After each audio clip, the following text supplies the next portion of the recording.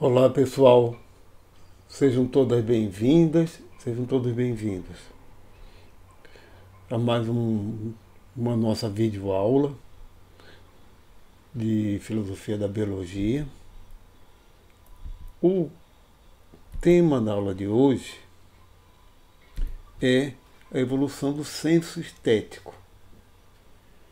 Vocês podem estar perguntando, o senso estético, a estética tem algo a ver com biologia? Então, justamente é isso. Até que ponto a sensibilidade estética está correlacionada à biologia ou à evolução?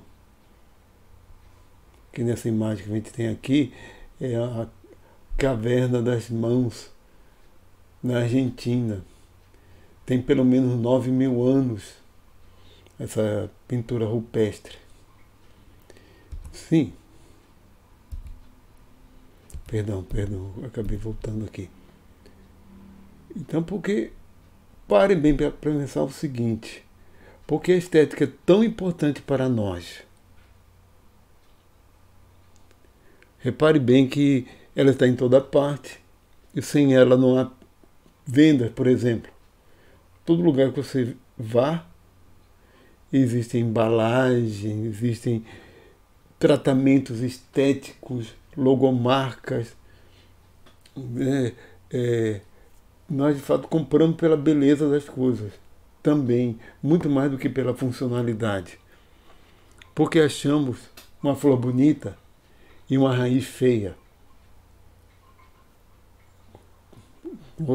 Porque certas coisas são feias e desagradáveis para nós, né? E outras belas e agradáveis. O que significa isso em termos biológicos? Tem alguma correlação biológica com isso ou são só padrões? São só padrões estéticos, convencionais, culturais, né? Os animais também sentem algo como belo. O que uma fêmea de pavão sente ao escolher o macho? É algum sentido de beleza? Há algum sentido evolutivo nesse senso estético? Então, a gente vai começar a responder esse tipo de pergunta e de questionamento com essa apresentação. Esse é o busto em 3 ângulos diferentes, o busto de Nefertiti. Vocês podem notar o seguinte: ela era considerada uma mulher bela na época dela e até que ponto é realmente ela ou o escultor deu uma melhorada, mas de qualquer maneira está refletindo um padrão, um gosto estético da época dela.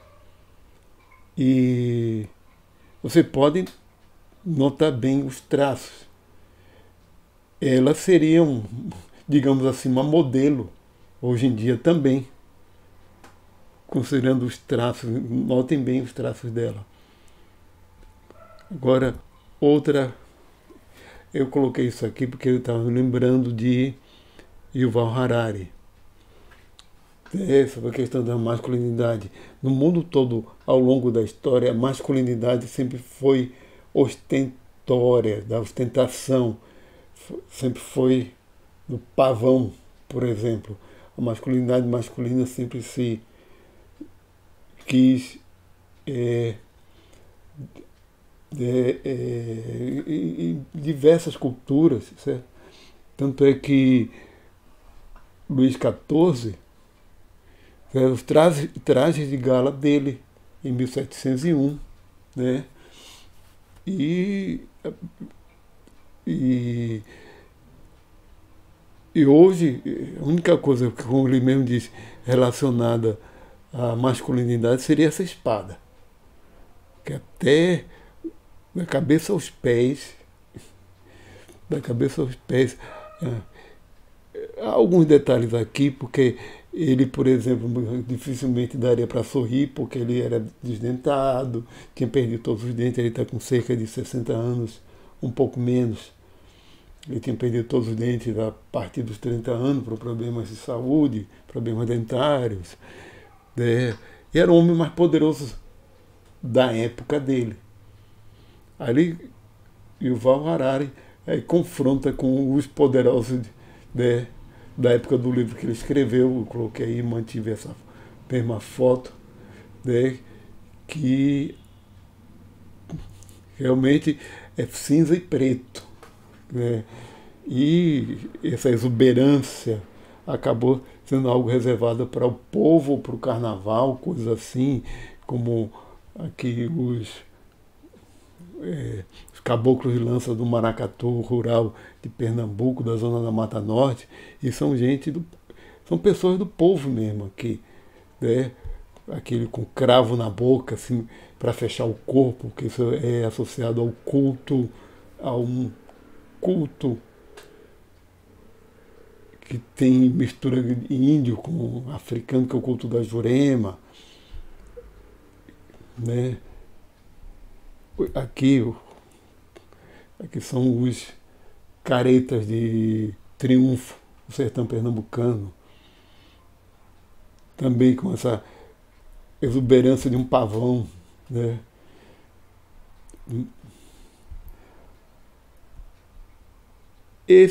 Essas duas imagens que eu coloquei aqui é só também para ver de questionar os cânones da arte. Realmente são quadros da mesma época. Esse aqui todo mundo já deve ter visto esse quadro, que é a Lição de Anatomia do Dr. Tulpe, de Rembrandt, né, em 1632.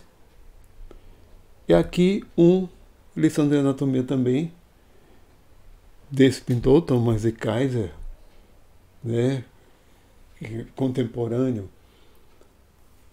conterrâneo de Rembrandt, mas notem bem as diferenças entre eles. Eu não vou aqui me deter em análise artística, mas esse quadro, essa Lição de Anatomia, é um quadro ruim, enquanto que esse aqui é genial. Então, qual é realmente a diferença entre eles? Né? Então, vamos falar do nosso assunto mesmo, porque a parte de estética a gente acaba se envolvendo com arte, mas a estética não é algo só da arte, certo? Nossa principal referência vai ser essa autora. Tem outros também, que vão ser apresentados daqui a pouco.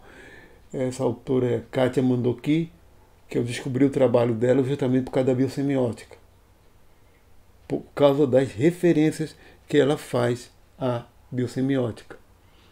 É a filósofa e artista visual mexicana. A área da filosofia dela é a estética e ela é especializada em prosaica, que é a estética do cotidiano, do banal, das coisas do dia a dia, e não aquela estética da arte, né? E a fundamentação da pesquisa dela é com biosemiótica, certo? E eu li esse livro dela, O Indispensável Excesso da Estética, certo? Que eu li esse livro pelo Google Play, que foi uma coisa só na tela do computador, nem PDF né? Porque eu não consegui de jeito nenhum, não tinha conseguido de jeito nenhum impresso nem em PDF. Até que no final do ano passado eu ganhei em forma impressa e comecei a reler, certo? Realmente ler livro no papel, para a gente que está acostumado a pegar no livro, é outra coisa, certo? É outra coisa. E o indispensável excesso da estética, como ela coloca no título, aqui é um livro de 2013, né? Certo? É um livro de 2013 é um livro de estética, mas para mim é um livro mais de biologia do que de estética. Né? Ali o conteúdo, praticamente todo ele é de biologia. Ela faz referência desde Darwin aos autores da biosemiótica. Então, eu coloquei aqui de forma resumida o conteúdo. Tem uma parte introdutória que é esteses, né? Que é falando de modo geral da estética e dos preconceitos ou dos dogmas da disciplina da área filosófica. E aqui ela divide no orbus primus, secundus, tertius e o excesso. O que ela chama desse orbis primus? Orbis primus, colocar o conteúdo assim, também ajuda a gente a ter uma visão geral do trabalho da autora. Orbis primus é o nível de organização da matéria em si. É o nível físico-químico. Secundus é da vida. E tercios da cultura. Então, especialmente aí, arte. E orbis secundus, ela fala de quimiostética, que é a interação, sensibilidade a nível molecular, citoestética a nível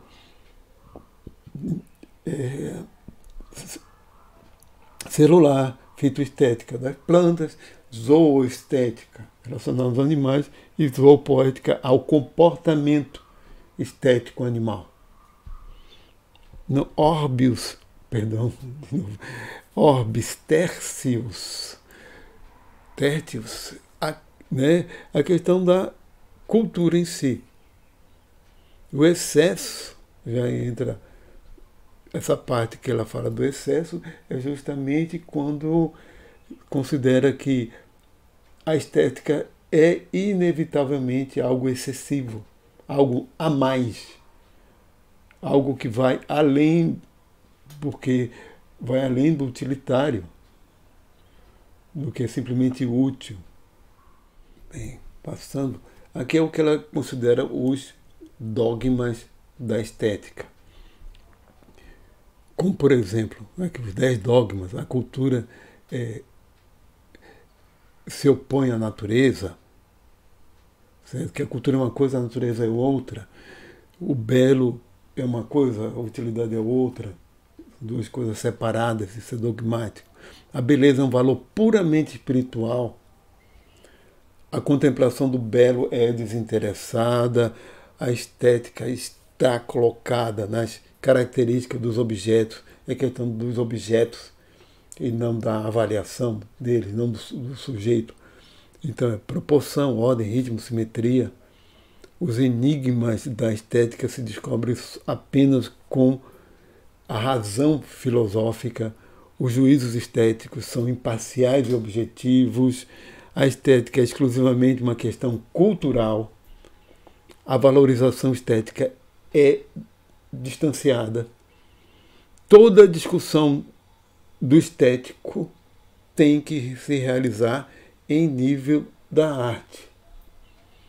Então, considerando, vocês podem notar por esses dogmas da estética, que ela diz que isso nós temos que ver em nível biológico também, então, né, que não é só questão de arte. Então vamos lá. Essa aqui é uma citação dela, certo? Vamos continuar por aqui, que a própria origem da palavra estética vem do grego astenastai, que significa perceber,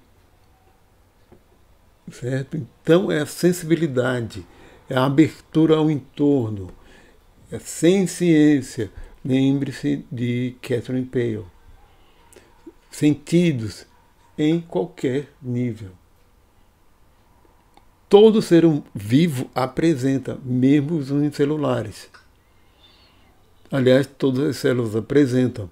O senso estético é corporificado, está no corpo.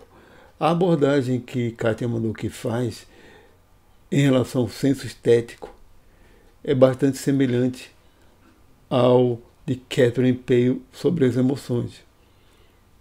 É bastante semelhante, uma abordagem não reducionista e trata o senso estético também como um senso, como uma sensibilidade que contribuiu para a sobrevivência dos seres vivos. Então, que tem um papel evolutivo, do mesmo jeito que as emoções. Está aqui os níveis, né? Orbis primos, secundus e tertius. A configuração, a rede extensa, em latim, ou seja, a matéria extensa, perdão, seria matéria extensa mesmo, que é a própria matéria. Matéria, coisa, palavra mais adequada é coisa. República vem de coisa pública, rede extensa é a coisa extensa, ou seja, a matéria. Rede significans, a coisa de significado, significante. E cogitans é pensamento. Certo? Então, matéria, significado, pensamento. Primos, secundos e tertius. A semiose, né, que é informação, significação e comunicação. E os ciclos, movimento inercial, efetor, perceptor, ator, reator. Falando de forma bem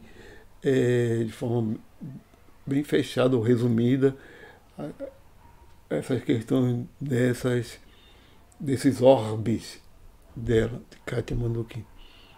Eu achei interessante, eu coloquei aqui como também citações que ela faz, antes de continuar, certo? Que o tato e a evolução dos sentidos, isso é a abertura de um dos capítulos dela. E nessa citação aqui, nesse epígrafe, certo? O DNA tem palavras, sintaxe, significado. Mas como um texto é um lego molecular, uma escultura cuja informação, codificada em sua forma por si mesma, não pode ser lida à distância. Tem que ser sentida por outras moléculas na célula para poder ser lida. As letras do DNA são tridimensionais. São lidas e entendidas por tato, como uma pessoa cega lê um texto em braille. E aqui uma citação de Peirce, só para reforçar também que a abordagem biosemiótica dela é peirciana. Certo?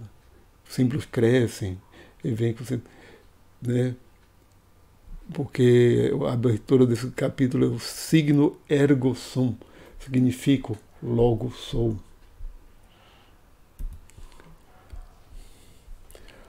Aqui ela coloca 10 pontos, fica um pouquinho cansativo também estar lendo todos eles, falando todos eles assim, mas eu que não quis separar em slides diferentes a questão da caracterização da cultura dos animais, certo? Da cultura dos animais. E ela coloca, inclusive, inclui insetos sociais. Então aqui, aprendizagem, certo? Divisão do trabalho, jogos, o lúdico, criatividade e inventiva.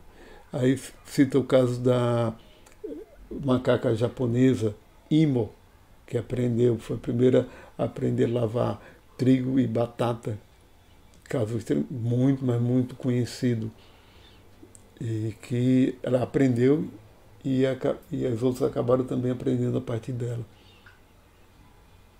Né? Comportamento social como instinto de manada, territorialidade ou cooperação. Rituais, como no voo, grupos de pássaros em voo, lutas rituais, construção de artefatos, como os ninhos,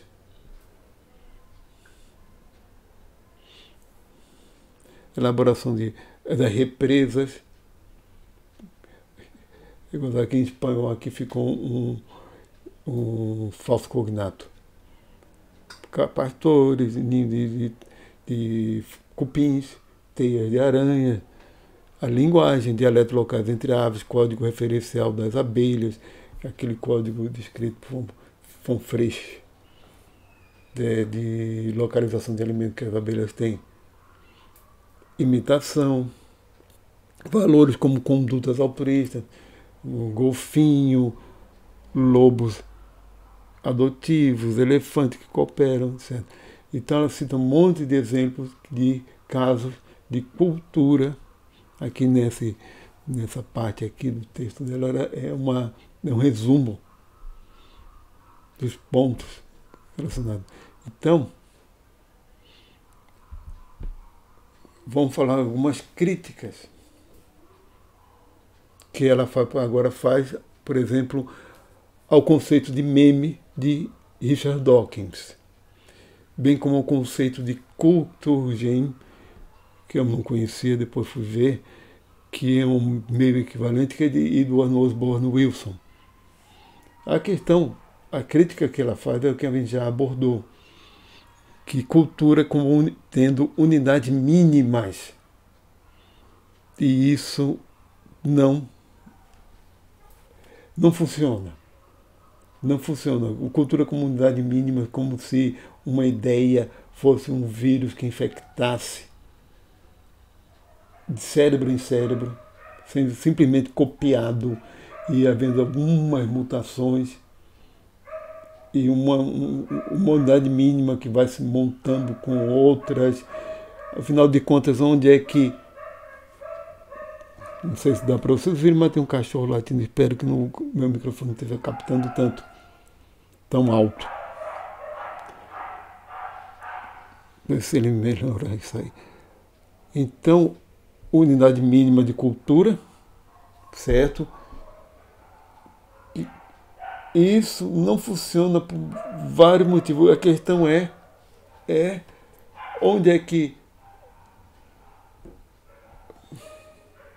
O que delimita? A principal questão é a delimitação. E como é que é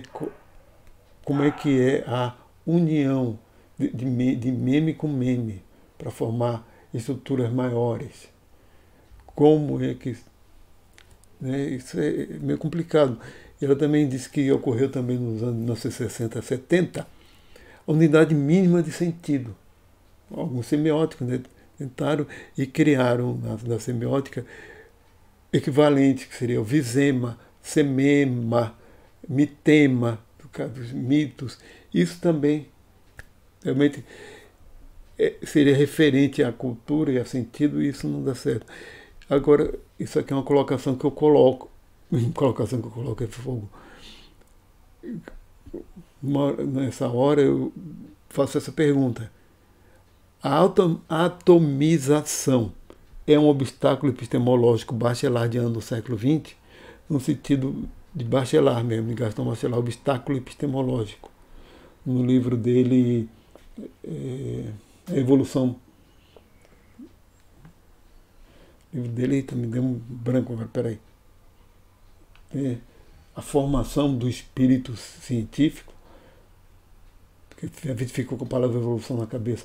A formação do espírito científico, ele desenvolve o conceito de obstáculo epistemológico, sendo que a ênfase dele é século XVIII. A maior parte dos obstáculos que ele fala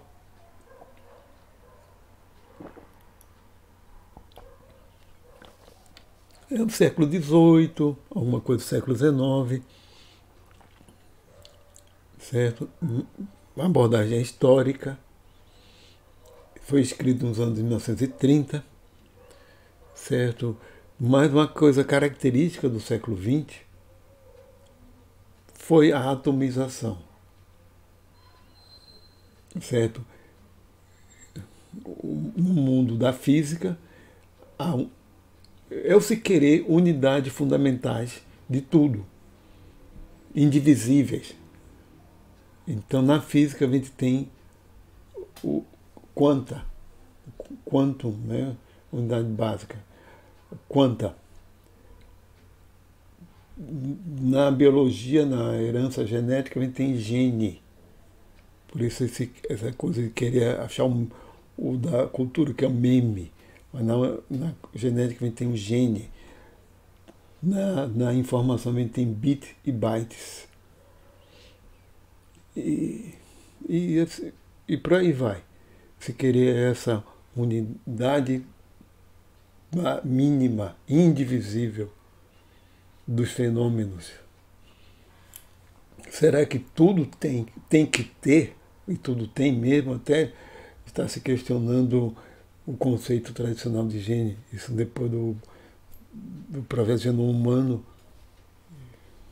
Se a gente procura ver, tem questionamento sobre ele. Mas vamos lá, vamos continuar. Outra crítica que ela faz é tanto a teoria da dupla herança de Richardson e Boyd, que a gente já viu, quanto as concepções de Jablonka e Lamb da herança,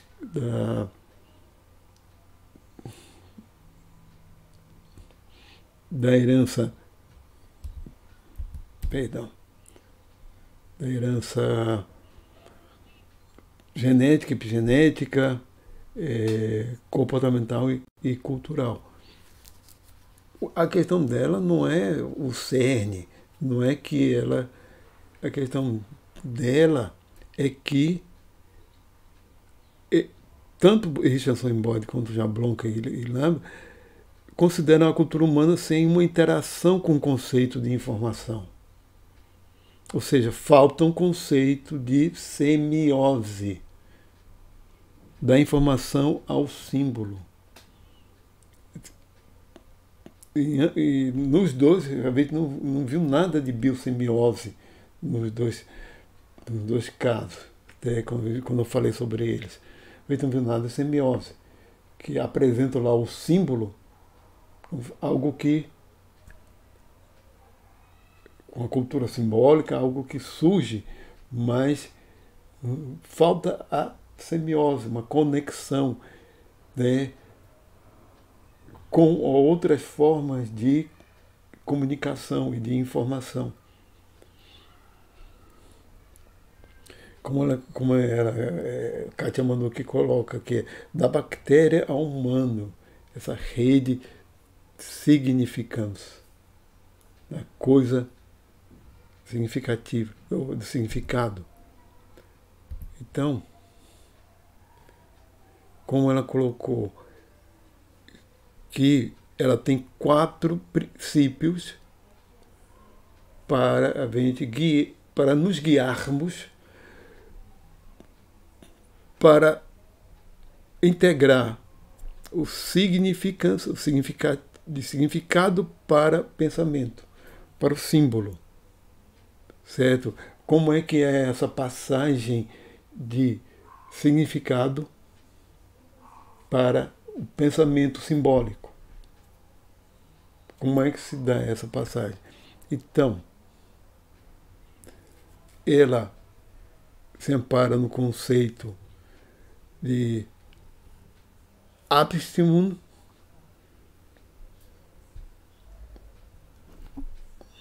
de von Uexküll, que eu tive agora uma dúvida na pronúncia. Abstimmung. O acento está nesse Abstimmung, de von Uexküll, né? Que seria a tradução aqui, eu usei esse termo entonação, mas já estou traduzindo, já pegando do espanhol. A entonação, depois que eu li sobre o conceito, fica mais a respeito da afinação. Como um ser se afina, como é que ele ajusta o seu tom ao seu entorno.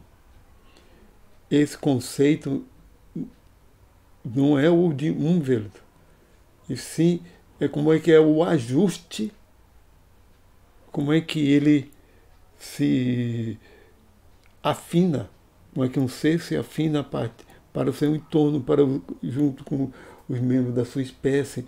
E isso é uma questão de ajuste, de afinação.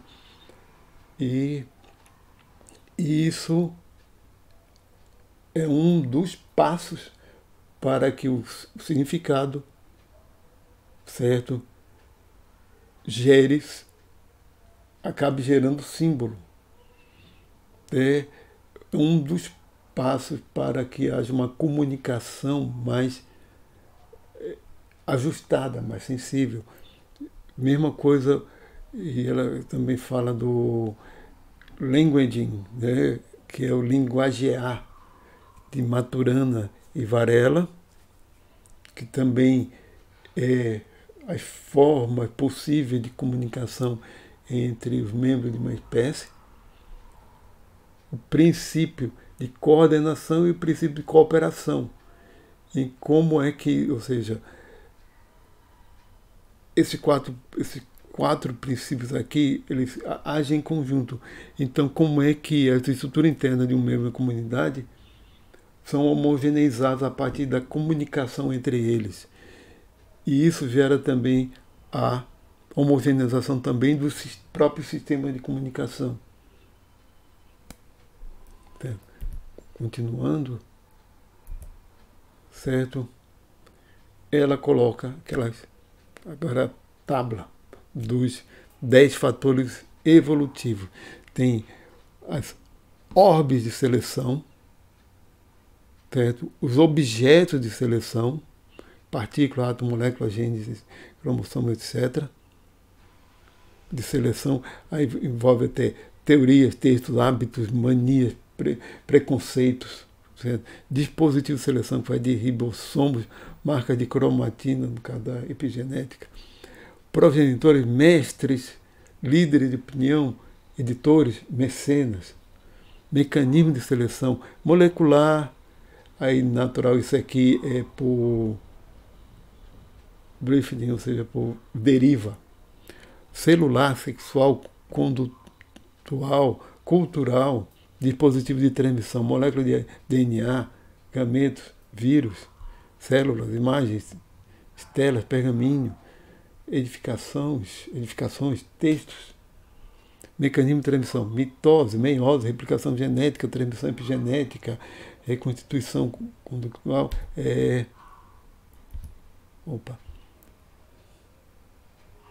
dispositivo de transmissão.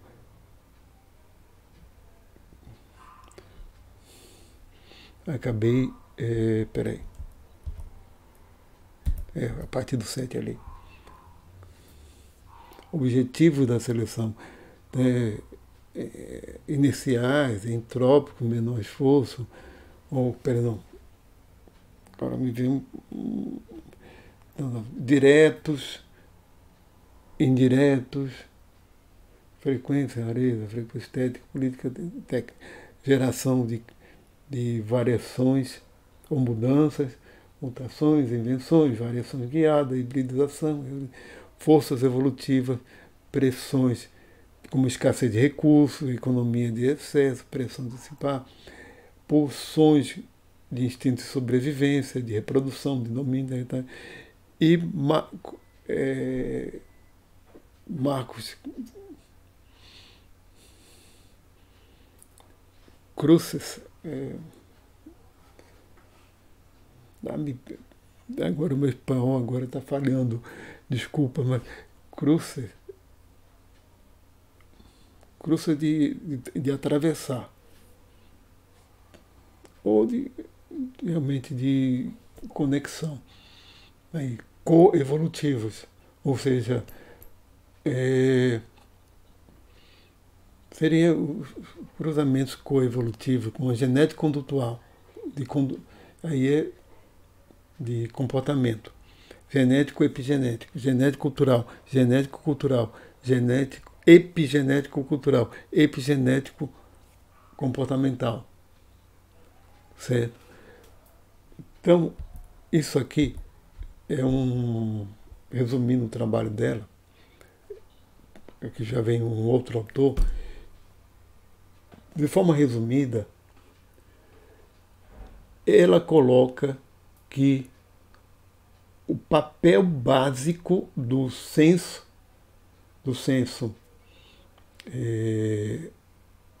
estético é a percepção do agradável e desagradável.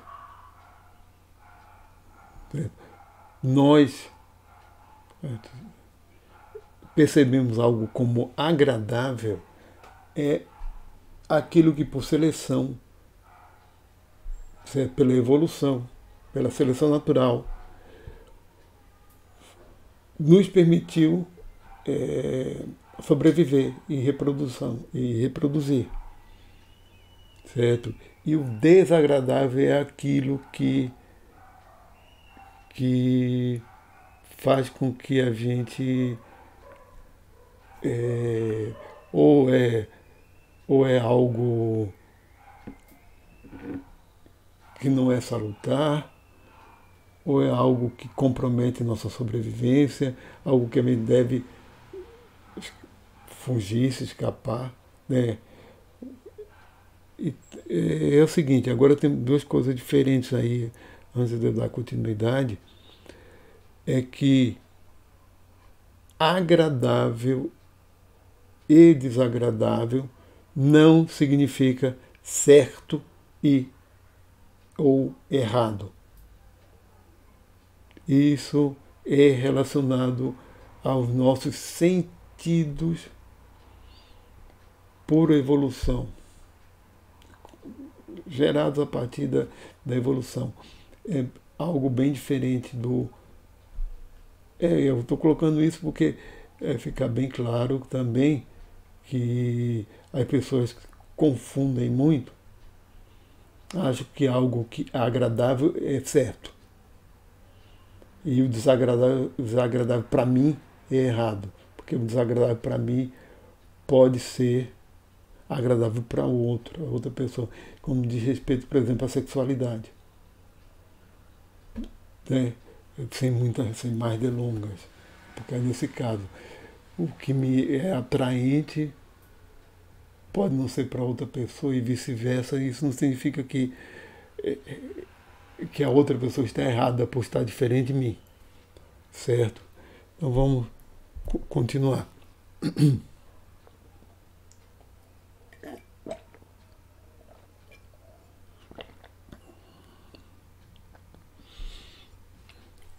Olha, essa outra referência aqui, esses autores que eu vou apresentar vai ser um pouco mais rápido, porque o trabalho de Stephen Davis agora é mais voltado para a arte mesmo, certo? The Artful Species, de Stephen Davis, da Oxford, né, editora da Oxford, certo? Em que ele analisa a posição de outros dois autores, que é o Anirudh Patel e a Ellen Dissanayake. Certo? Como eu li sobre ele, há uma crítica deles a esses outros dois, para diferenciar, mas ele coloca como, analisando a arte em si, que o comportamento artístico existe 4 tipos de opções em relação à evolução. Ou é adaptativo, um comportamento que evoluiu porque permitiu, favoreceu a adaptação, sendo bem no sentido do adaptacionismo mesmo, ou efeito colateral de um comportamento adaptativo, de comportamentos adaptativos, está lá, por isso é persistente como comportamento, ou é um vestígio, como é o apêndice, sem funções, de um comportamento adaptativo. Então, seria como se fosse o apêndice. É um resto de algo que um dia foi adaptativo, mas não é mais. Ou não há conexão entre arte e evolução. Ele deixa de lado esse último aqui, o quarto, e analisa esses aqui, certo? Para considerar muito mais a arte como um fenômeno de grupo favorável à evolução, certo? Fenômenos como dança, música, etc., que existe. Olha, o comportamento artístico não é um só. A arte não é uma coisa só, certo? Então, há fenômenos artísticos, o comportamento artístico é uma coisa muito ampla, certo? Então, falando mais desses outros dois também, depois eu volto a ele. Porque o trabalho de Pater é sobre música. Ele é da área de psicologia e foi para neurobiologia e trabalha com a neurobiologia da música. Certo? Ele trabalha com a neurobiologia da música e, pelo que eu vi das publicações dele, realmente tem muito a ver mesmo com a neurobiologia mesmo da música. Mas ele acabou, para explicar o fenômeno, por que nós somos musicais, certo? Tendo uma abordagem evolutiva. Há um papel evolutivo para a música, mas, digamos assim, a abordagem dele é muito mais, não por que a música existe, mas sim como é que ela existe no nosso cérebro. Como ela existe no nosso cérebro, né? Que a música foi como algo que surgiu para facilitar a comunicação, para facilitar e acabou sendo um produto da evolução, mas a abordagem dele é muito mais na evolução cultural do que na evolução no sentido biológico. Né? Enquanto que a autora Ellen de Sanayak diz muito mais respeito a todas as artes. Sim? E ela tem uma abordagem, uma explicação de que a arte também surge como a interação entre mãe e filho. O contato do afeto de mãe e filho como a base de todas as artes. Certo?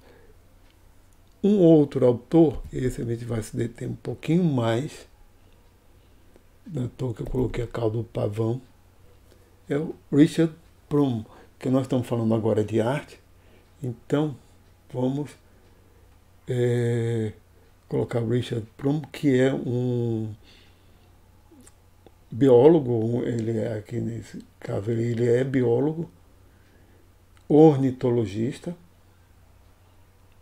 né? Um livro dele, essa Evolução da Beleza, a Evolução da Beleza, ele começa a partir do livro de Darwin de 1871, da Evolução do Homem e da Seleção Sexual.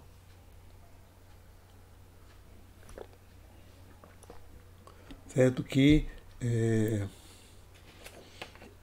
ele tem uma tese bem mais radical que esses outros autores. Porque vou colocar mais água para mim. Kátia Manduki está falando do senso estético, enquanto que Richard Plum é da própria arte. Certo? É a própria arte. E a estética, a coevolução entre o mundo artístico humano e o mundo artístico biótico. Que, para ele, o conceito de arte ou de mundo artístico está em conjunto com o de mundo estético. A arte não é só cultura humana. Atilonorrinco, né, esse passarinho aqui, vamos voltar aqui, esse passarinho, ele enfeita, o macho enfeita o ninho dele para atrair a fêmea usando objetos azuis. Depende da espécie, mas já tinha ouvido falar um bocado desse passarinho que enfeita com objetos azuis para atrair a fêmea. A própria Kátia Manduki cita esse exemplo. Mas vamos lá. E qual a evolução entre o mundo artístico, humano e biótico? Flores são bonitas, raízes não. Canto das aves para atração sexual, são cantos que nós mesmos achamos bonitos. Nós achamos as flores bonitas. Nós achamos certos frutos bonitos. Principalmente o que a gente come, né? As raízes não são bonitas. E cantos são bonitos, de aves para atração. Gritos de alarme não. Por quê? Isso é a pergunta que ele faz. Ele diz que não é à toa. Não é por acaso, não é coincidência, não é uma questão de gosto. É uma questão da evolução. Especialmente, me basei principalmente nesse artigo dele, que está na nossa referência. Estética coevolucionária nos mundos artísticos, bióticos e humanos. Né? Colocando aqui. Espera aí um instantinho. Tem mais outro ali sobre ele. Existe uma coevolução dialética nesse mundo artístico, porque é uma relação dialética entre produtores e os avaliadores nas relações entre os seres vivos.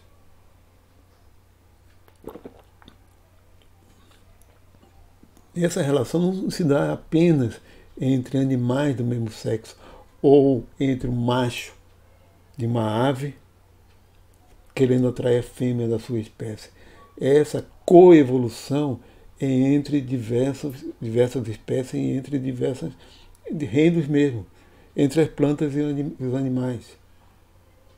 Né? Como eu falo, as transformações que vão ocorrendo ao longo da evolução acontecem em ambos. Tanto em quem produz, a produção pode ser de um órgão mesmo, como a flor, ou um comportamento. E a transformação dos avaliadores. Um avaliador, aí, um exemplo que ele fala um bocado, né, fora das aves, por ser das aves, é que, falando de uma raiz, qual a função ou as funções de uma raiz? Absorção de água, sais minerais, de outras substâncias simples, né? Sais minerais, sais de nitrogênio do solo e fixação daquela planta no solo. Então, uma planta, ela tem uma função exclusivamente, uma raiz fisiológica para a planta. Tem uma função fisiológica, segurar. Uma flor, ela tem uma função reprodutiva, fisiológica, mas certas plantas tiveram vantagem adaptativa quando quando atraíram animais que fossem até elas e levassem pólen para outros lugares. Tiveram uma vantagem adaptativa nisso. Aqui está uma polinizada por beija-flor, aqui por uma abelha, e tem por morcegos, etc. Então, essa flor evoluiu para atrair o seu polinizador. E o polinizador também se transformou para aquele tipo de fonte de alimento, como os beija-flores. Então há uma coevolução. Aqui é um exemplo aqui de uma flor que é polinizada pelo vento. É uma planta cuja flor é polinizada pelo vento.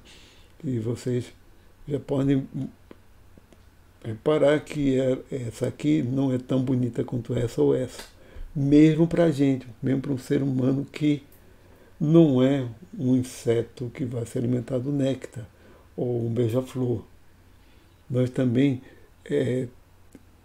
como ele diz, que a arte estética, como um senso, né, é como propriedades emergentes, então são irredutíveis, certo?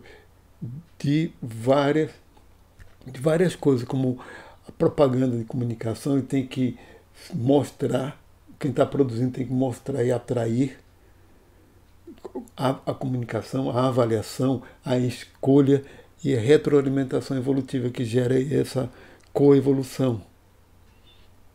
Certo? Então, não é à toa que nós achamos flores bonitas. O canto de pássaros, como ele explica dá vários exemplos, que um pássaro, quando ele grita para dar um alarme, é algo que, para ter resposta imediata nos outros da espécie, e algo que não precisa ser avaliado pela qualidade do que ele está produzindo. Não precisa ser avaliado pela qualidade. Enquanto um pássaro, quando ele canta ou quando ele dança, tem um processo ritual para atrair uma fêmea, ele está sendo avaliado pela fêmea. Então, a qualidade do que ele faz, a destreza do que ele demonstra, é muito importante para ele, para a própria perpetuação dos seus genes. E essa coevolução, evolução, como eu disse, não leva necessariamente a algum progresso. É no sentido darwiniano mesmo, que não existe ideia de progresso, e sim de adaptação. Tá? E agora ele fala também sobre a arte em si, né? Fala um pouquinho de arte. A arte estética estão atreladas a contexto histórico, algo que depende do contexto histórico. E ele pergunta o que é arte. Existe arte antiestética? A resposta que ele dá é que não.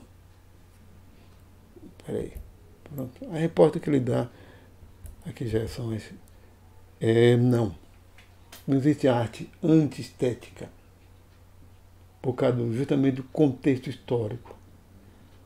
Certo? Eu coloquei 2 exemplos que a Kátia mandou que faz. Eu encaixei nessa parte dele, que quando alguns autores da área de estética, há um tempo atrás, diziam que a arte era para nos elevarmos, para elevarmos nossas emoções. Se eu não me engano, nos anos 60, esqueci de verificar isso. Mas estava nos anos 70, 1970, 70. Esse pianista, John Cage, esse é um dos exemplos, tem uma obra intitulada 4 minutos, isso aqui é de minuto, né, em inglês, né? Usar essa 4 minutos e 33 segundos.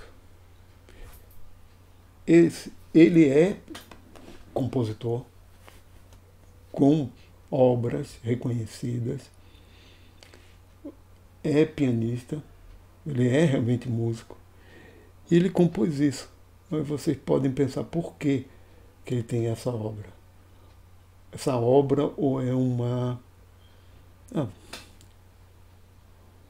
tem vídeo no YouTube dessa obra. Ele vai lá, senta no piano, perdão, senta ao piano, né, senta no banco, na banqueta, levanta a tampa e olha para o teclado do piano por 4 minutos e 33 segundos e não toca uma nota sequer, uma tecla sequer. Porque a música é feita de silêncios também, mas essa aí é só silêncio. Silêncio, as pausas entre que se dá, né? Aquele momento de pausa. O que significa isso? Esse aqui é bem, né?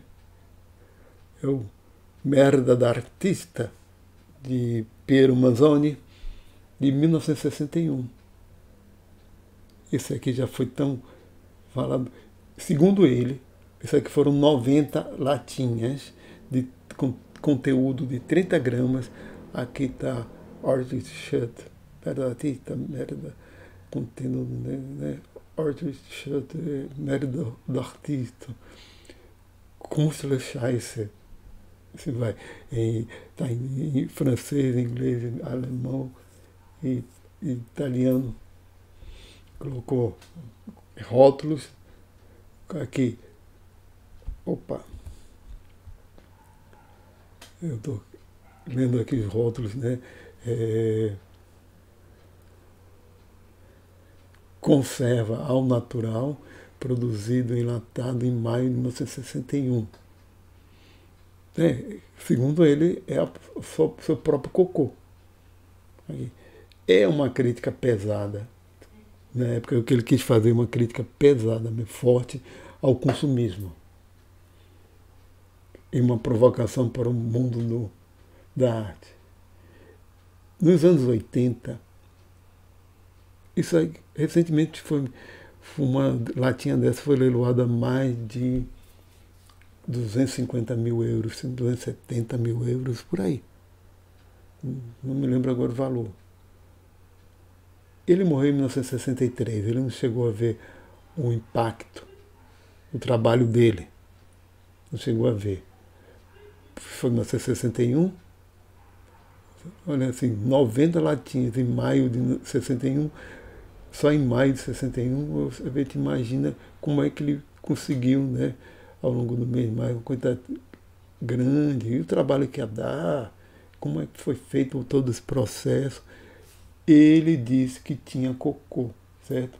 Mas depois, no rótulo, mas nunca confirmou o conteúdo e nem negou. Deixou um mistério. Em 1987, se não me engano, um comprador abriu uma lata, tinha gesso, algodão, matéria orgânica. Nada de cocô. Também. Foi pura provocação. Isso aqui foi o auge da arte conceitual. E ele fala, né, nesse artigo sobre esse tipo de trabalho, que é a questão voltando aqui, produtor e avaliador, né, o contexto da arte, que a arte se redefine a partir dessa interação dialética. Então não existe arte anti-estética. Enquanto que para Kátia Mandoki, né, existe sim uma questão de que a arte pode ser separada da estética. Que a provocação não é necessariamente... A arte não é... Perdão, eu diria assim, a arte não é necessariamente agradável esteticamente. Certo? Enquanto que a discussão do Richard Prum, vai para um outro lado. Ele diz que essa interação dialética não diz respeito à agradável e desagradável. E sim há essa avaliação entre um produtor e um avaliador, essa relação que se estabelece como comportamento artístico. Certo? Então, vamos, nossas referências, certo?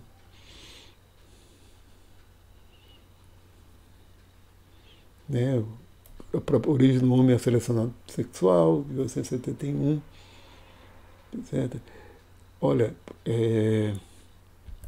nossos aplicativos auxiliares,